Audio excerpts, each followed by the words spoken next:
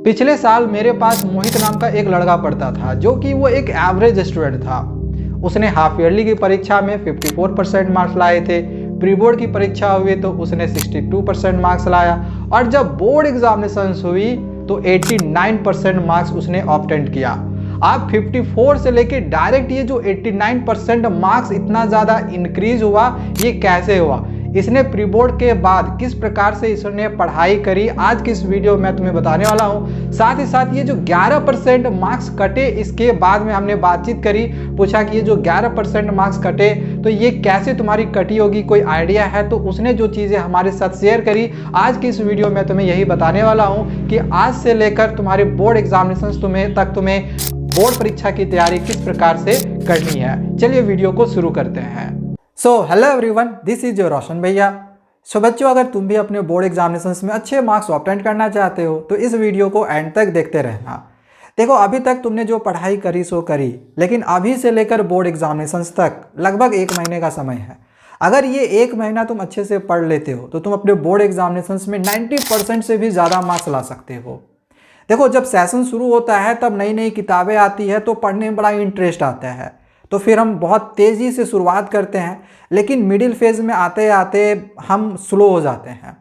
And अभी ये जो समय है, इस समय तक बहुत सारे बच्चों के सिलेबस कंप्लीट भी हो चुकी होती है, बहुत सारे बच्चों के सिलेबस नहीं भी कंप्लीट होता है। तो तुमने सिलेबस कंप्लीट किया नहीं किया वो मैटर नहीं करता है, वो बहुत ज़्यादा मैटर नहीं करेगा, लेकिन ये जो 1 महीना है ये अगर तुमने नहीं पढ़ा ना तब ये बहुत ज़्यादा मैटर कर जाएगा।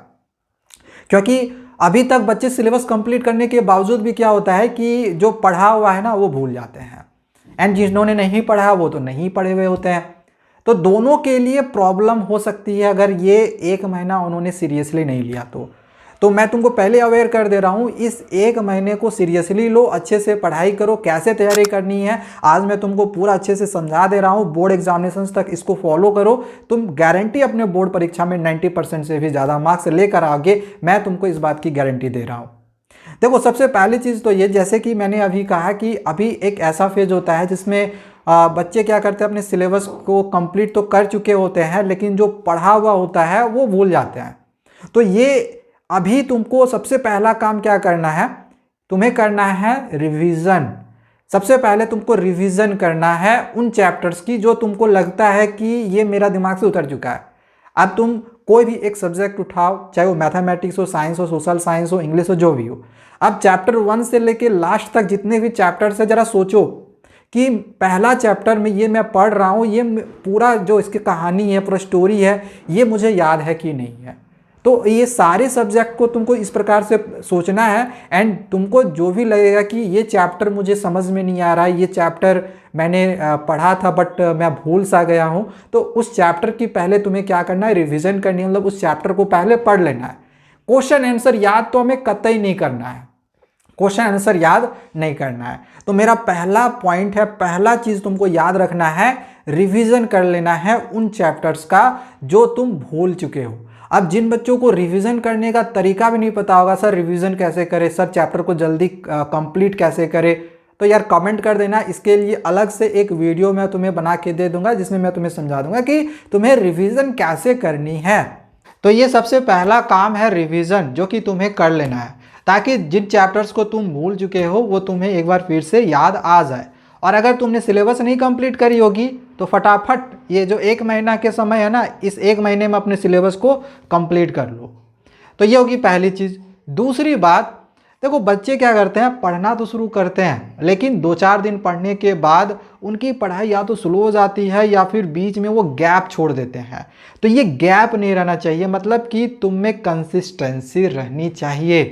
कंसिस्टेंट रहो, मतलब हर दिन पढ़ो। 1 महीने का समय है, एक भी दिन छूटना नहीं चाहिए।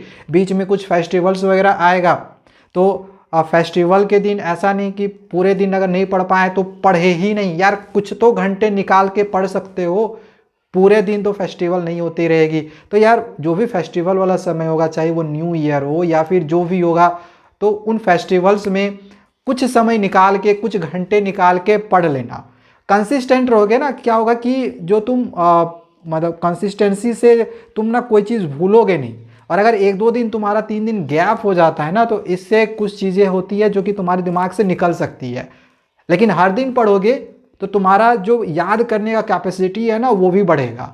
एंड यार अभी नहीं पढ़ोगे तो फिर कब पढ़ोगे? यही तो समय है। अब क्या बोर्ड के बाद पढ़ने का इरादा है क्या? तो 1 महीने का समय है यार, हर दिन पढ़ना, एक भी दिन छोड़ना नहीं। यानी कि दूसरी चीज़ क्या करना है, कंसिस्टेंट रहना है। नंबर 3, पढ़ने के लिए ज़्यादा समय निकालो और सही समय चुनो। देखो एग्जामिनेशन से पहले ये जो 1 महीने का समय होता है, इस समय हमारी स्कूलें बंद हो जाती हैं, जो भी प्री बोर्ड वगैरह होना होता है वो ख़त्म हो जाता है। जब हम स्कूल जा रहे होते हैं उस समय में बहुत सारी एक्टिविटी करनी पड़ती है, प्रोजेक्ट वगैरह मिलता है, प्रैक्टिकल वगैरह होता है, इंटरनल असेसमेंट वगैरह होता है, बहुत सारी परीक्षाएं होती है, half yearly, pre board, homework मिलता है। यार इतनी सारी एक्टिविटी ही करवाई जाती है ना कि हमें जिस प्रकार से स्टडी करनी चाहिए हम उस वे में स्टडी को नहीं कर पाते हैं। तो इसी वजह से तैयारी उतनी अच्छे से नहीं हो पाती है। लेकिन एग्जामिनेशंस के ये जो 1 महीने पहले का समय होता है, जनवरी का महीना होता है, हम खास करके ले लें तो इस समय हमारी स्कूलें तो पूरी तरह से बंद होती है, हम घर पर रहते हैं, पूरा दिन भर फ्री रहते हैं।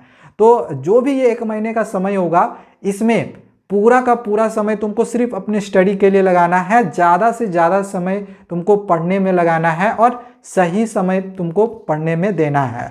अब कहने का क्या मतलब हो गया, देखो ठंड का मौसम होता है तो तुम क्या करोगे, दिन में पढ़ोगे, रात में नहीं पढ़ोगे, तो यार कितने देर पढ़ लोगे तुम, ज़रा खुद सोचो, क्योंकि रात तो जल्दी हो जाती है ठंड के मौसम में। तो इस वजह से पढ़ने का सही समय चुनना है। अब ये पढ़ने का सर सही समय क्या है? पढ़ने का सही समय है शांत वातावरण। मतलब तुमको खुद समझना है कि ये जो शांत वातावरण है हमारे आसपास में कब रहेगा। ये ऑब्वियसली रात के समय में रहेगा और रात तो जल्दी हो जा रही है। बट दिक्कत क्या आती है, बच्चों को रात में, बहुत सारे बच्चों को ना नींद भी आ जाती है, तो वो लेट नाइट स्टडी भी नहीं कर पाते हैं। तो इसका एक बहुत ही परफेक्ट सॉल्यूशन तुम्हारे लिए मैं बता रहा हूँ कि जिन बच्चों को रात में नींद लगती है या ठंड लगता है तो वो बच्चे क्या कर सकते हैं कि वो दिन में सो जाए, दिन में 1-2 बजे सो जाए, आराम से 5-6 बजे, 5 बजे तक उठ जाए। इसके बाद फिर अपना स्टडी को शुरू कर लो। इसके बाद 1-2 बजे रात तक तुम पढ़ सकते हो। उसमें क्या होगा, नींद नहीं होगा, फिर 1-2 बजे रात में जो भी वह सो गए, फिर 6 बजे तक हम उठ जाएंगे। इसके बाद फिर अपना जो भी स्टडी है वगैरह करते रहेंगे। तो इससे क्या होगा कि तुम ज़्यादा भी स्टडी कर लोगे और सही समय पर स्टडी भी कर लोगे, जो कि ये तुम्हारे लिए बहुत ज़्यादा इम्पॉर्टेंट है। नेक्स्ट नंबर 4 है previous years questions and sample question paper, जो कि ये तुम्हारे लिए बहुत ज़्यादा इम्पॉर्टेंट है।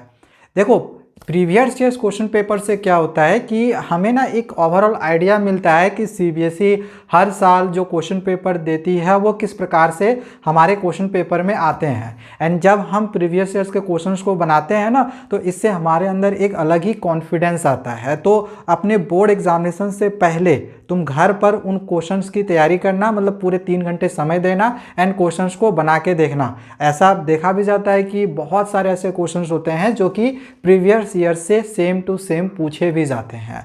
तो प्रीवियस ईयर्स के क्वेश्चंस की तैयारी करना ही करना है, साथ ही साथ सैम्पल क्वेश्चन पेपर जो कि हर साल सीबीएसई देती है उसकी भी तैयारी करनी है। अब इस साल 2025 बोर्ड परीक्षा के लिए सीबीएसई ने भी सैम्पल क्वेश्चन पेपर रिलीज़ किया हुआ है। उसकी वीडियो भी हमने सारे सब्जेक्ट की बना दी है। जिन बच्चों को देखना होगा, नहीं देखे होंगे तो उसका वीडियो लिंक डिस्क्रिप्शन पे दिया हुआ है, जाके एक बार ज़रूर देख लेना।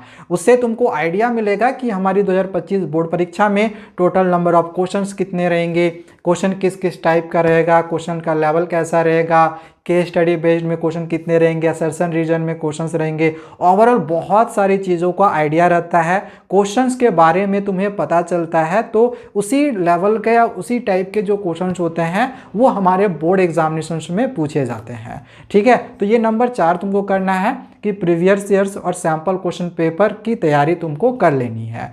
अब बहुत बार क्या होता है ना कि बच्चे कंफ्यूज होते हैं, उनको समझ में नहीं आता है कि हम प्रीवियस कितने साल तक का सर तैयारी करें।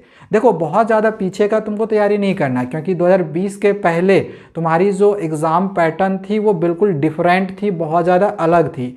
2022, 2023 और 2024 का तुमको क्वेश्चन पेपर का तैयारी करना है, क्योंकि अभी का जो तुम्हारा 2025 बोर्ड परीक्षा का जो एग्ज़ाम का पैटर्न है ना वो सेम रखा गया है इन तीनों ईयर्स के। तो क्वेश्चन पेपर और अभी का जो क्वेश्चन पेपर तुम्हारा आने वाला है 2025 के बोर्ड पेपर में, इन 3 ईयर्स का और ये 2025 बोर्ड परीक्षा का, ये कहीं ना कहीं कॉमन होगा।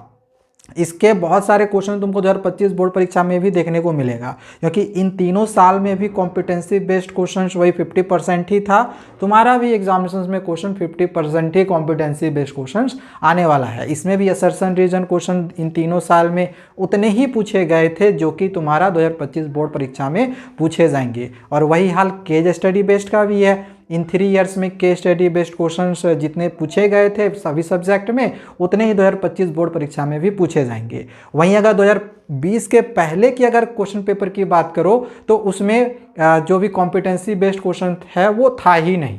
तो क्वेश्चन पेपर बिल्कुल ही डिफरेंट था। और 2020-21 के बाद का जो क्वेश्चन पेपर है वो कम्प्लीटली डिफरेंट है। ठीक है, तो प्रीवियस ओनली 3 ईयर्स का करना, बहुत ज़्यादा मत करना, वरना इससे तुम्हारा समय का भी नुकसान होगा। एंड अब आखिरी नंबर 5 है, लिख कर अभ्यास करें। देखो अक्सर ऐसा देखने को मिलता है कि बच्चे किसी चैप्टर को समझ लेते हैं या फिर किसी क्वेश्चन के आंसर्स को याद भी कर लेते हैं, लेकिन उसके आंसर्स को वो या तो लिखते नहीं है या फिर जो भी चैप्टर को पढ़े हैं उस चैप्टर से रिलेटेड जो भी क्वेश्चन आंसर्स किए उसकी प्रैक्टिस नहीं किए। अब इससे होगा क्या कि चैप्टर तो तुमने पढ़ लिया बट क्वेश्चन आंसर्स लिखने की प्रैक्टिस नहीं की। अब एग्जामिनेशन हो रहा है तो एग्जामिनेशन तुम्हारा ओरल तो है नहीं, वहाँ तो रिटर्न एग्जामिनेशन होना है। अब लिखने की प्रैक्टिस नहीं रहेगी। अब होगा क्या, एग्जामिनेशन में हमें आंसर्स लिखने होंगे तो हमारी या तो राइटिंग स्लो हो सकती है, या तो हम स्लो लिख सकते हैं, या फिर लिखने की आदत नहीं होगी। आंसर्स याद भी होगा लेकिन हम बना के लिख नहीं पाएंगे। तो पहले से ना प्रैक्टिस करके जाएं, लिख कर जो भी आपने आंसर्स को याद किया है उसको 2-4 बार लिखे और लिख कर अपना अभ्यास करें, जिससे कि तुम्हारी एग्जामिनेशंस की पूरी तैयारी रहेगी। तुम कोई भी क्वेश्चन का आंसर्स जब तुम लिखोगे तो तुमको ऐसा नहीं लगेगा कि ये मैं पहली बार लिख रहा हूँ या फिर मुझे लिखने में प्रॉब्लम हो रही है, किसी तरह का ना कोई दिक्कत नहीं होगा। तो ये भी तुम्हारे लिए बहुत ही ज़्यादा इम्पॉर्टेंट है, लिख कर अभ्यास करना। तो आज मैं तुमको मैंने आज ये 5